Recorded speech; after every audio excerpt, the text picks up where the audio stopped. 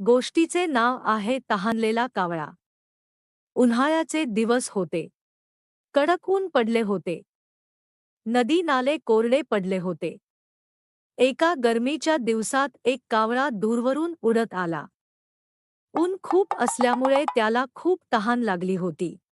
कावळ्याने इकडे तिकडे पाणी शोधले, पण कुठेही पाणी मिळाले नाही. उडता उडता त्याला एक माठ दिसला. तो लगेच खाली उतरला आणि त्याने माठात डोकावून पाहिले.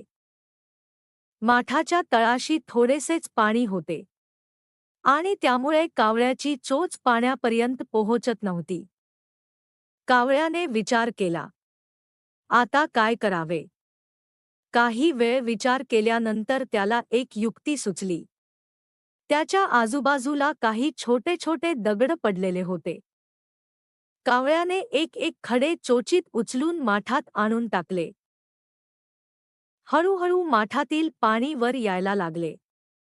शेवटी पाणी इतके वर आले की कावळ्याने सहज पाणी पिले आणि तृप्त झाला. पाणी पिऊन कावळा आनंदाने उडून गेला. तात्पर्य: प्रयत्न केल्याशिवाय यश मिळत नाही. अशा छान छान गोष्टी पाहण्यासाठी चॅनेलला सबस्क्राईब करा. धन्यवाद.